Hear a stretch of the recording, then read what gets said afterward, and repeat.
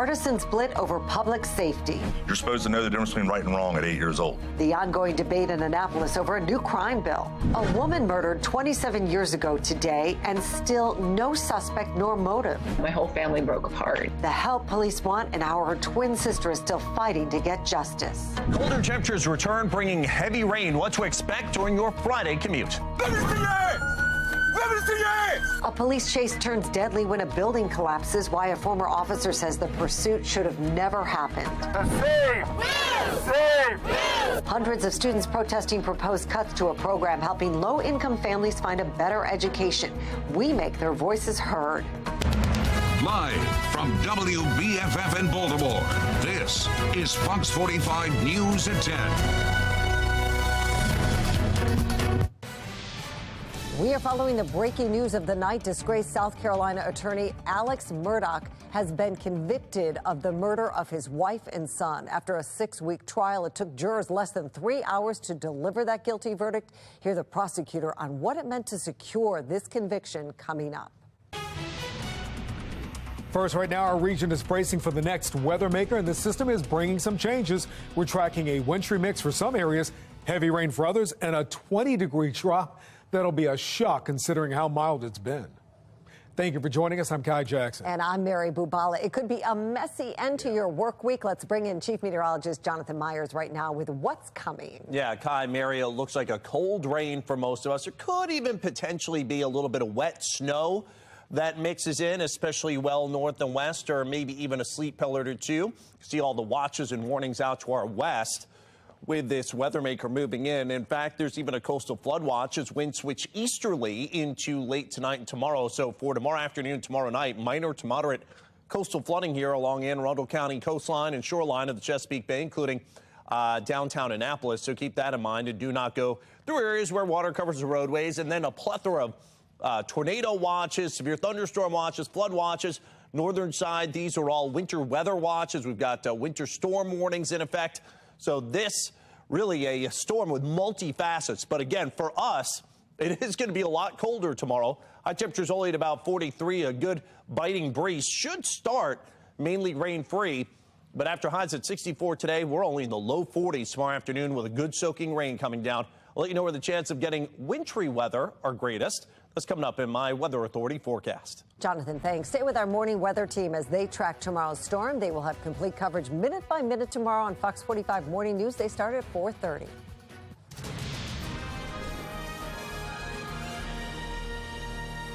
17, 18, 19. They know the difference between right and wrong. They just aren't being held accountable, and they don't care about right or wrong. They're going to settle it the way that they see fit, and we need to take swift action. A little over a month is now left in this year's legislative session, and lawmakers are grappling with competing bills. Fox 45 News is tracking issues directly affecting young people, crime and education. And as we see more juvenile offenders, a bill up for debate today would prevent anybody under the age of 25 from facing first-degree murder charges. We're also keeping tabs on a proposal from Governor Wes Moore to cut funding to an education program for low-income families. He continues to receive pushback. Today, students rally in Annapolis to make their voices heard. Save! Save! Well, we have team coverage of session 2023. Let's go live to Keith Daniels and the proposed changes to the state's juvenile justice laws. Keith? Well, Mary, that juvenile crime bill up for debate today in the House is in line with Vincent Schiraldi, comments made by Vincent Schiraldi, the new Secretary of the Department of Juvenile Services. Now, he has said criminals should not be exposed to the adult justice system until they turn 21 or 25. And now tonight, a closer look at that bill. More and more violent crime in Baltimore City and across the state involving juveniles. By the end of February, nearly 24 youthful offenders have been charged with either homicide, robbery, or a weapons charge so far this year. In Annapolis, the debate over accountability. The Democrats pushing their own juvenile justice reform laws. A hearing held today on the Youth Accountability and Safety Act, House Bill 1180. If passed, the bill would prevent anyone under the age of 25 from facing first-degree murder charges. The bill working its way through the House now, but Republican Senator William Folden already calling the bill irresponsible in its approach to holding juveniles responsible for their criminal actions. They know the difference between right and wrong. They just aren't being held accountable, and they don't care about right or wrong. Fox 45 News, wanting to know how lawmakers are responding to the bill, sent emails to all lawmakers in both chambers, asking, as the bill is currently written, do you support this bill? Why or why not? Among the first to respond, Republican delegate Susan McComas, calling the bill the definition of insanity, adding, we are going to legalize murder as long as people are under 25. Outrageous. Democrat delegate Carl Jackson opposing the bill, saying, I believe that accountability must be at the center of any discussion regarding the criminal justice system. But Republican delegate Christopher Boucher, so far the only one responding in support of the bill, saying if minors cannot consent to sex or sign contracts, why are we treating them as adults in the judicial system? I was a juvenile offender charged as an adult. The delegate told me he was charged with assault at the age of 16. Meantime, Republican delegate Lauren Arikin says she will never support removing felony murder for those under 25. She said Officer Amy Caprio's murderers were held accountable because of the felony murder law. The delegate putting a face on the issue. Caprio, the Baltimore County officer responding to a burglary call, killed in 2018. Then 16-year-old Dante Harris accused of first-degree murder. From her body-worn camera footage, the officer heard repeatedly ordering Harris out of a stolen Jeep. She drew her pistol, and Harris then ran her over and killed her. Well, Dante Harris was 16 again at the time of the murder, but charged as an adult. He was sentenced to life with the possibility of parole. Meantime, House Bill 1180, the debate over that bill, continues. We're live tonight. Keith Daniels, Fox 45 News.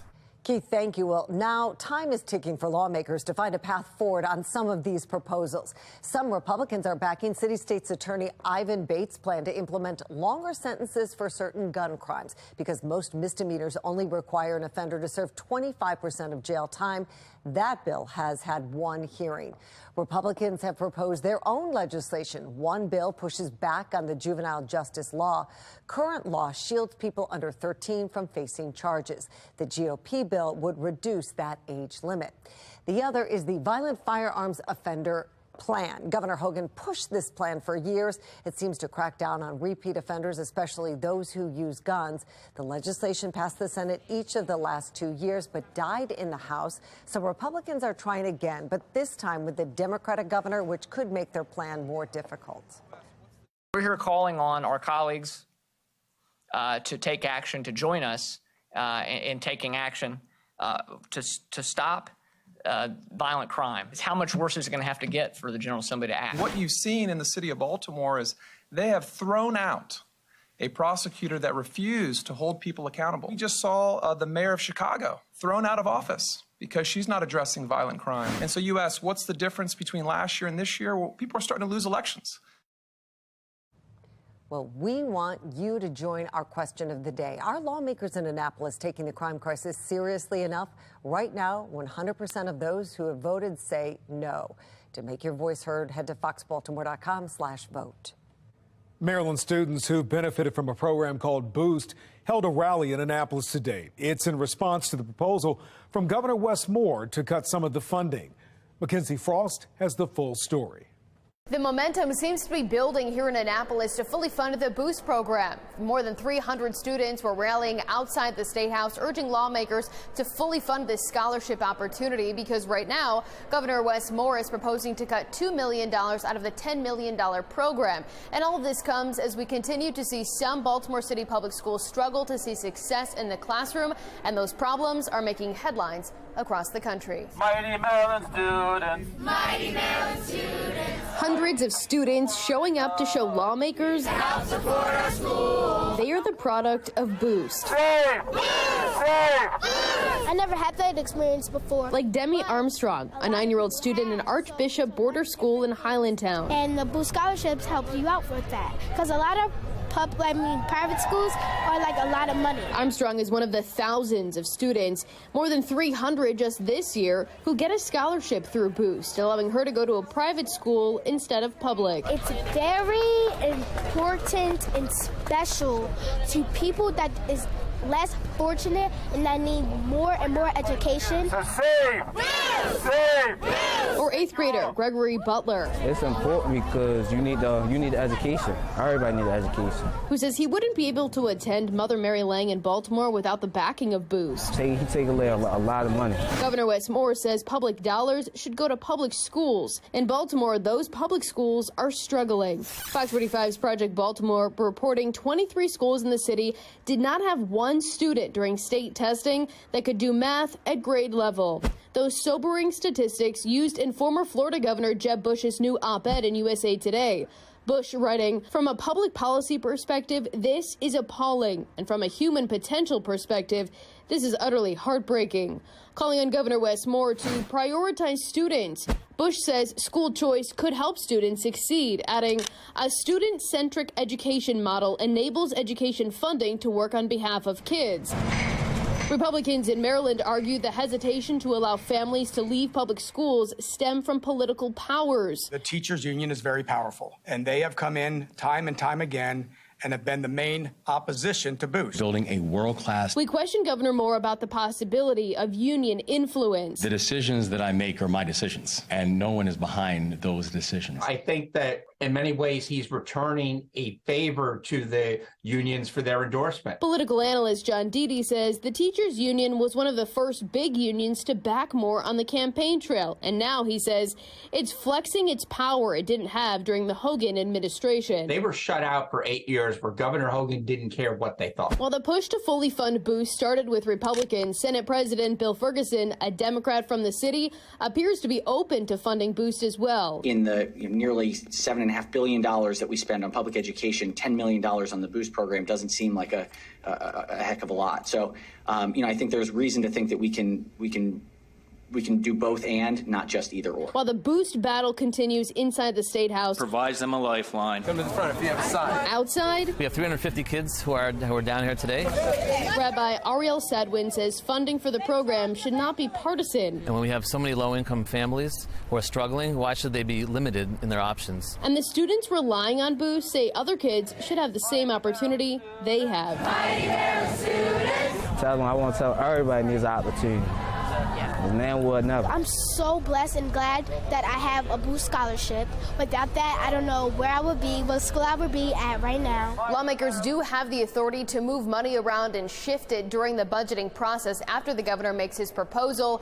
It'll be interesting to see if those lawmakers flex that power to fully fund the Boost program. In the State House, Mackenzie Frost, Fox 45 News. And you can also make your voice heard. Scan that QR code right here on your screen to contact your local state delegates and senators. That will take you to our website where we've listed phone numbers and email addresses.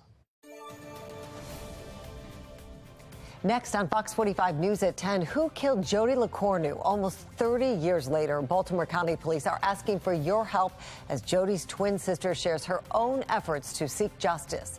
Alec Murdaugh, guilty of murder. After 6 weeks of hearing from witnesses, the defense and prosecutors, the jury took less than 3 hours to deliver that verdict. Coming up, investigators share how they pieced together a case that gripped the nation. And at 10:30, the video from a deadly police chase in Baltimore last month. Police policy and former officers' take on the harrowing video.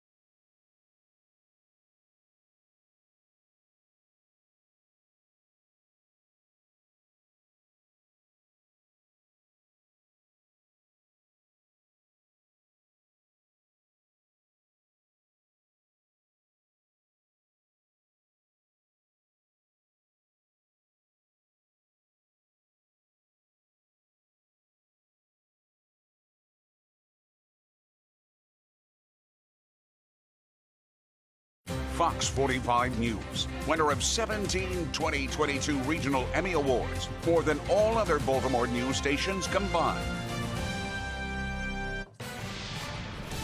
We are following breaking news. The South Carolina jury convicts Alex Murdaugh of murdering his wife and son. After a 6-week trial, they deliberated for less than 3 hours, finding Murdaugh guilty of 2 counts each of murder and weapons possession. The courtroom watching in silence as police handcuffed and escorted the 54-year-old away. Moments ago, the South Carolina Attorney General addressed the verdict. And our criminal justice system worked tonight. It gave a voice to Maggie and Paul Murdaugh, who were brutally mowed down and murdered on the night of June 7th, 2021 by someone that they loved and someone that they trusted. Murdaugh is scheduled to be sentenced tomorrow morning. The state attorney general says they will not seek the death penalty, so Murdaugh faces the possibility of life in prison without parole. And you've got to listen to the daily episodes of our sister station's award-winning podcast, The Murdaugh Murders, Money and Mystery. It highlights the major developments each day in court leading up to tonight's verdict. Scan the QR code right there on your screen. Search Murdaugh anywhere you get your podcasts. Well, new tonight, a Maryland woman is struggling to understand who would murder her twin sister. The case of Jody LeCornu has baffled detectives in Baltimore County and the victim's family for nearly 3 decades. Jeff Abel is live tonight with a renewed push to crack this cold case. Jeff? You know, it was 27 years ago today when a Towson student was shot dead execution style, not far from campus. And now, 27 years later, the killer is still out there somewhere. Even though it's been 27 years, I still, it feels like yesterday. Jenny Carreri has tried to pretend this is just another day. But it was on this day 27 years ago when she learned the news. Her twin sister, the little girl who she's identically connected, was permanently gone. It's been hard to find that, any sort of peace lately. And when I think about her every day, I talk to her. It was early in the morning when police received the call. Jody LeCornu, a Towson student, had been shot in the back of the head while sitting in her car in a parking lot across from the Giant on York Road. He has been shot. Okay, something has been shot. He has been shot. Hold on for 1 minute. A witness that night told police that he saw a 200-pound black male take an item out of the victim's vehicle and drive away in a white BMW. But the case was far from closed. Many security cameras in the area weren't working that night. Video from other cameras was far too grainy to identify detail, and detectives failed to find a match for a fingerprint found in the victim's car. When she died, I feel like half of me died too. At the time, the victim's family seemed confident a killer would be caught. But as the years passed, the confidence drained. It boggles my mind how her case isn't solved. I mean, I feel the Boy Scouts could have solved her case day one. Jenny Carreri launched a campaign of her own, erecting billboards, offering 6-figure rewards, and talking to media across the globe, convinced someone somewhere knew something. I feel family members shouldn't have to solve murders, but I couldn't stand just standing, just waiting for nothing happening. But 27 years later, there's still no arrest. Detectives say it's the largest unsolved case file on record. A statement from county police this week says Jody LeCornu's case remains an open investigation. Detectives believe someone has information that can help solve the case. I mean, I have her baby blanket right here,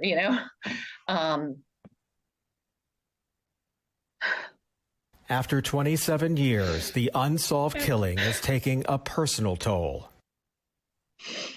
I was thinking today that, I know this sounds horrible, but, I've failed her, I've tried so hard. But her fight to find justice for Jody goes on.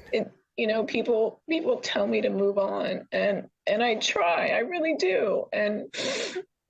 But I haven't been able to. If you have any information about this crime, you are urged to call Metro Crime Stoppers at 8667-LOCKUP or on Facebook at Justice for Jody on Facebook. We're live tonight. Jeff Abel, Fox 45 News. Well, next on Fox 45 News at 10, President Biden issuing a rare show of support for a Republican cause in Congress. His surprising announcement when it comes to getting tough on crime in big cities.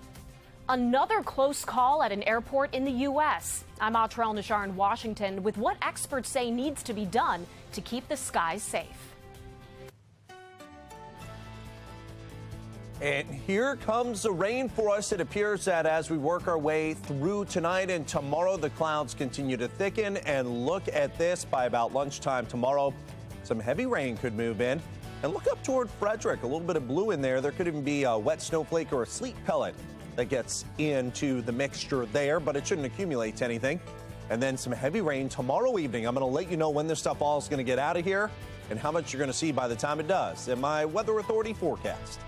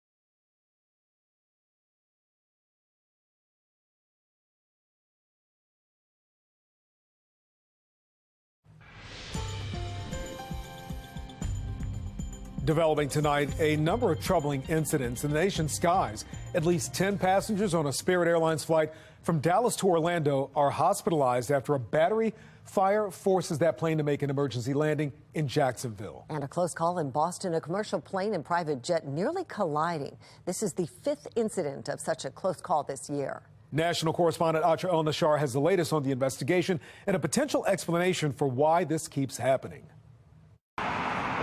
Passengers on JetBlue Flight 206 from Nashville Monday night arrived in Boston to what was almost a worst-case scenario. This private plane, a Learjet 60, coming within 565 feet of the JetBlue plane, according to the FAA, whose preliminary report places blame on the Learjet, taking off without clearance. The JetBlue aircraft had to abort its landing and depart and basically go around. The National Transportation Safety Board says they are investigating and no damage or injuries were reported. It's the 5th close call this year. Last month, acting FAA Administrator Billy Nolan issued a safety call to action. In a memo to the FAA Management Board, he points to recent events as a reminder to not become complacent with safety procedures and will hold a safety summit this month. Is there a pattern? Are there some aspects of this that we need to understand better so we can actually put in the technologies, the procedures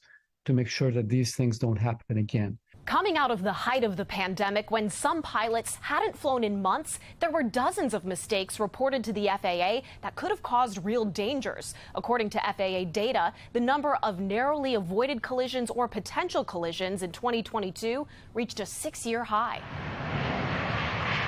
The FAA currently requires pilots to fly 1,500 hours before they can fly commercially, with an exception for military service. As airlines struggle with a pilot shortage, some have called for that standard to be lowered. The FAA rejected the proposal last year.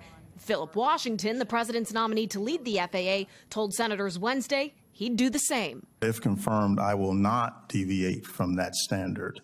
Lately, the stakes of upholding those kinds of standards are on display far too often. On Capitol Hill, I'm Atrell Nashar reporting.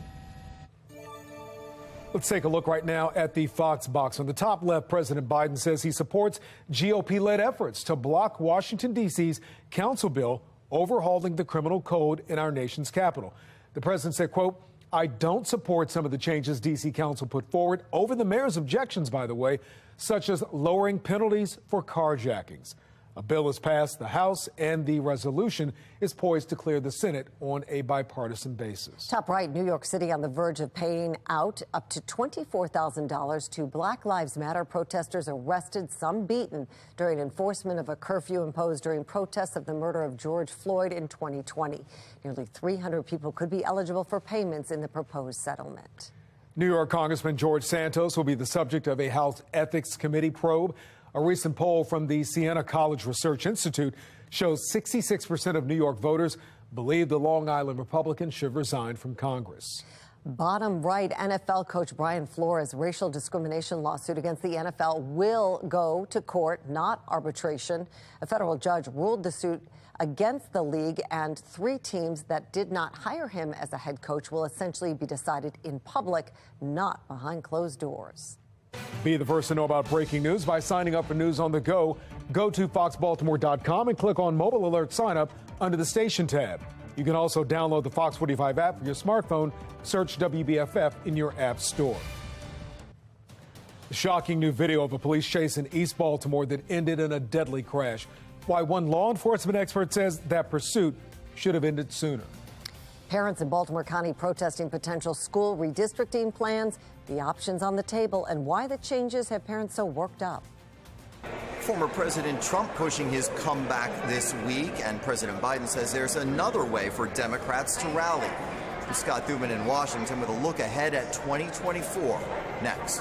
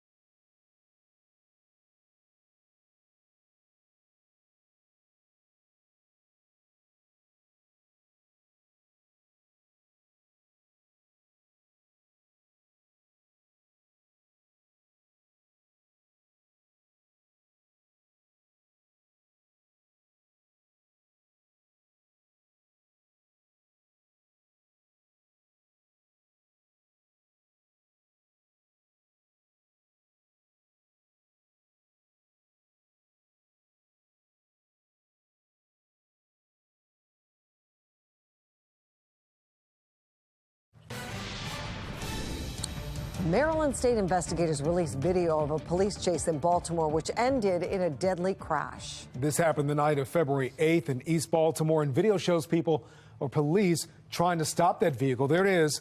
You can see the suspect car ran a red light, then crashed into a car at Wolf and North Avenue. A pedestrian was hit and killed as a building collapsed on top of that pedestrian, a building that collapsed because the suspect car ran into that building. A law enforcement expert we spoke with say, with the limited information made public so far, the chase should not have happened.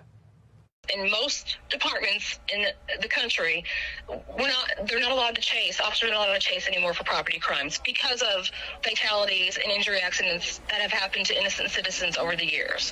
In all, 5 people were hurt. Baltimore police hasn't said if the officers involved are being disciplined. Well, the new police video came just a day after the City Board of Estimates approved a $6 million settlement with the estate of a man killed in a chase involving the Gun Trace Task Force officers. It was a similar situation where a car being pursued crashed into another car unrelated to the investigation. The breaking up of the disgraced Gun Trace Task Force resulted in top-to-bottom reviews of the department, including vehicle pursuit policies. Making headlines, the person killed in a crash in White Marsh on Friday has been identified as a Roseville Elementary School teacher. Ramel Summerlin, or Minister Summerlin, as he's known to many, and the Roseville third graders, was in a car turning left on White Marsh Boulevard when it collided with a car coming from the opposite direction. The school tweeted that it is heartbroken. The Baltimore County Police Department crash team is still investigating this accident. College Park Mayor Patrick Woyan handing in his resignation as he faces 56 counts of child pornography. Prince George's County Police served a warrant at his home last night. He was arrested early this morning. According to charging documents, the mayor had dozens of videos of young boys saved at his home. Neighbors stunned after hearing about these charges. I've known him since he's moved into the neighborhood, since way before he became mayor, and I'm shocked. It's extremely gross and appalling, and it makes me deeply upset that we elect such a person in power. Police traced the videos to the mayor through a social media account. Investigators say he admitted to owning the account once police confronted him. Baltimore County Police need your help to identify this little girl. Police say they found her in Reisterstown near Franklin High School. They believe she's around 4 or 5, but she is not able to confirm her name. Now, we shared her picture on social media. If you'd like to get the message out, the police need to contact her family members. Also in Baltimore County, a 73-year-old woman has now been missing for more than 24 hours. She's Sophia Patricia Tate Vroom. She was last seen yesterday in the Randallstown area in the morning. She's about 5 feet 5 inches tall and weighs about 150 pounds. We've shared her picture as well on social media. You can contact Baltimore County Police if you have any information. Redistricting has come to Baltimore County, and parents aren't happy about the proposals. Fox 45's Rebecca Pryor takes us through the concerns outside Pine Grove Middle School. Here at Pine Grove Middle School, this is where a lot of those students will be shifted under the new redistricting plans. It's about 20 to 30 minutes away from parts of Jacksonville and Carroll Manor, but it's not just the distance parents have a problem with. The move to build a brand new Baltimore County middle school and expand another could lead to the redistricting of nearly a dozen area schools, impacting thousands of students and sparking outrage in the central region. There's nothing wrong with the schools or the communities. It just feels like the goal that we've been told by BCPS is to keep historical communities together. This sort of just destroys ours. Speaking on behalf of the Jacksonville and Carroll Manor community, Scott Jenkins is one of hundreds of parents organizing meetings and mobilizing on social media, protesting the school system's latest redistricting options. He says of the 4 maps the redistricting committee has presented, only one keeps their area's elementary school students attending nearby middle schools.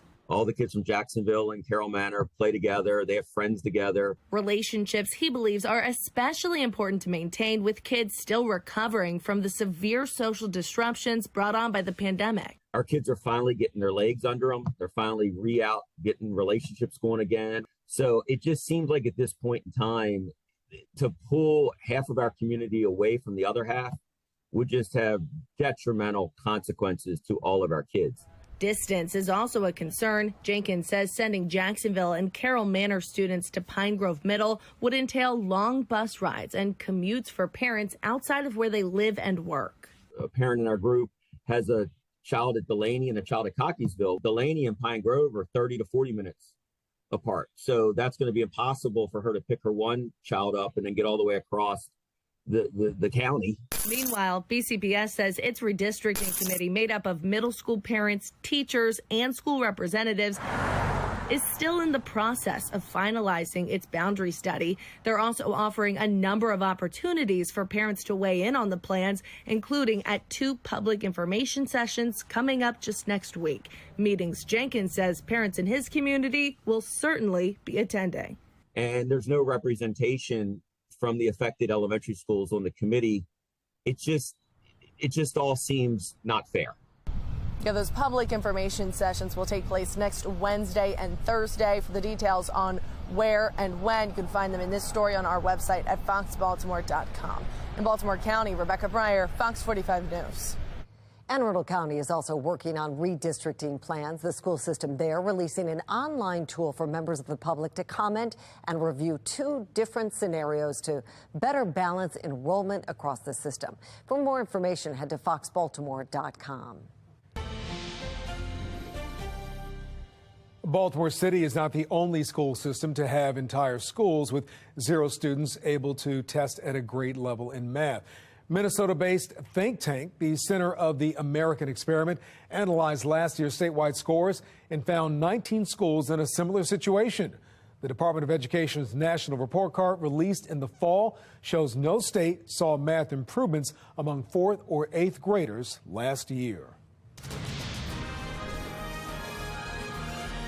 New book tours, speaking events, and poll numbers. It already points to an intense race for the White House in 2024. Sinclair's chief political correspondent Scott Thuman explains from Capitol Hill. President Biden heading to Capitol Hill, meeting with Senate Democrats to energize their efforts. That after comments to House members suggesting polarizing Republican opponents only help Democrats' chances in the next election. A little bit of more Marjorie Taylor Greene and a few more, you're going to have a lot of Republicans running our way. Isn't she amazing? Oof. As for his own political future and a possible second term, more indications age could be a factor for the 80-year-old.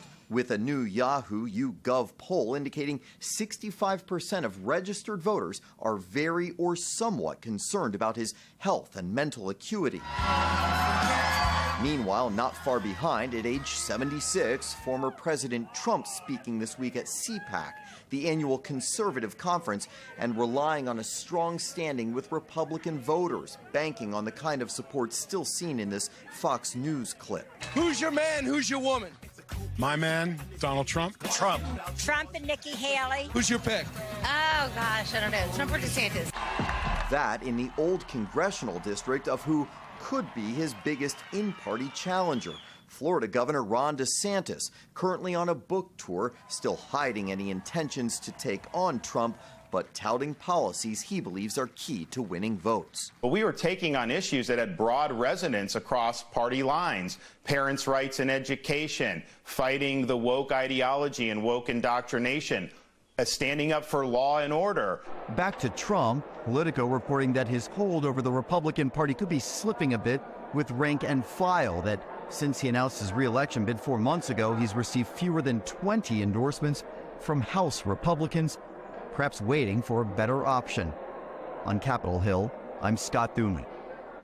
Federal prosecutors are going after a drug trafficking group based in Baltimore.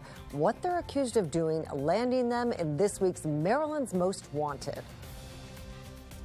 And overnight tonight, temperatures going to be falling down to chilly levels in the 30s with an increase in clouds on the eastern shore, 30s to around 40, and out west, maybe near freezing right around Frederick. I'm going to let you know if you're going to see rain or snow tomorrow in my Weather Authority forecast.